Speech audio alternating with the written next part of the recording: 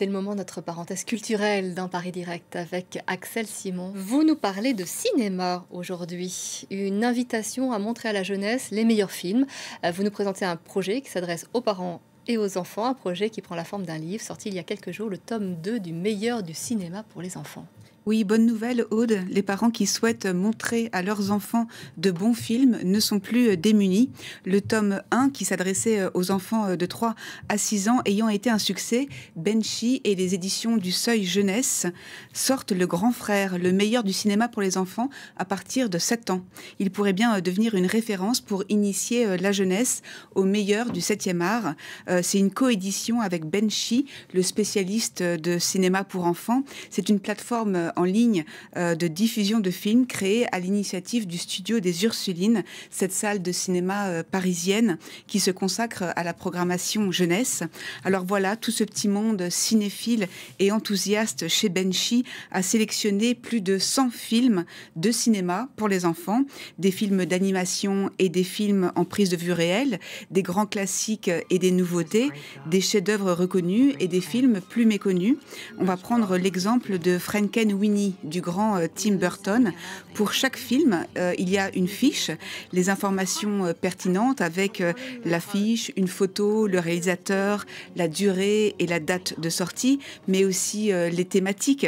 Pour notre exemple, le fait que ce soit du fantastique, que ça parle du deuil, qu'il y ait des sorcières et des monstres, mais il y a aussi le synopsis, une critique cinéphile très poussée, et puis les bonnes raisons de voir ce film. Et puis évidemment la possibilité d'aller plus loin avec 2 ou 3 questions pertinentes que les enfants peuvent se poser, mais aussi des recommandations vers d'autres films, des musées ou vers des livres.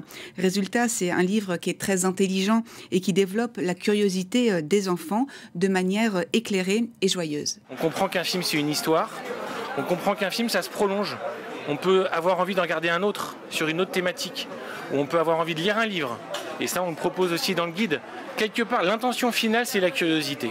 L'intention finale, c'est développer la curiosité de l'enfant et du parent. Tous les films que vous verrez dans le guide et qu'on vous propose, à la fin de la projection, vous aurez le sentiment d'avoir rencontré quelqu'un. Soit c'est l'acteur, soit c'est... On vous a donné un point de vue sur le monde, sur la vie, sur une épreuve de vie, sur un sentiment, sur une relation. Un bon film, pour nous, les films qu'on a retenus, s'il fallait retenir un critère principal, c'est celui-là. C'est pas du temps perdu, parce que vous allez rencontrer quelqu'un. Et une rencontre qui peut-être changera votre vie.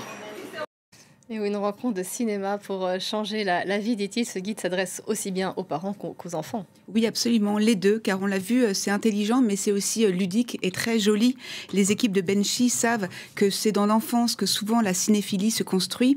Selon leur âge, les enfants sont capables de découvrir la filmographie d'un réalisateur, de faire des liens entre les films, d'affiner aussi le regard sur une histoire, sur une thématique, et puis de se poser des questions. Certaines œuvres vues dans l'enfance, on le sait, restent parfois très marquantes jusqu'à l'âge adulte, et on peut parier que parents et enfants auront plaisir à partager ces émotions de cinéma. En ce sens, les éditions du Seuil et Benchy défendent une approche exigeante qui est centrée sur l'originalité, mais aussi sur la créativité, et puis avec une forte dimension artistique, centrée aussi, vous l'imaginez, sur le goût et l'éducation à la beauté. Nous, on n'est pas du tout dans la pédagogie. On n'est pas dans l'éducation. Moi, je ne suis pas là pour éduquer les enfants. Je suis plutôt dans les 400 coups. L'enfant, on lui demande énormément. On lui propose constamment des nouvelles choses. Alors c'est ludique, c'est immersif. Bon, au bout d'un moment, être au contact du beau, être au contact d'un plan qui est très long et qui prend le temps avec une musique qui n'est pas de la musique au mètre, c'est une première confrontation avec l'autre, avec autrui et avec l'œuvre que vous propose quelqu'un. Donc c'est une attitude très respectueuse. L'un des enjeux aussi, Axel, c'est de permettre à l'enfant de s'ouvrir au monde et à l'esprit critique. Oui, absolument, le sensibiliser à l'altérité, au monde, à la différence, à développer ses goûts et son esprit critique. Les équipes de Benchy sont attachées à cet éveil et à cette ouverture d'esprit, de même qu'elles ne sont pas étrangères aux questions qui secouent notre époque, notamment la surexposition des enfants aux écrans, mais aussi une autre question importante, celle de la censure. Récemment, dans certains pays, notamment les États-Unis, certains livres et certains films ont été retirés des bibliothèques pour enfants pour des raisons arbitraires et idéologiques.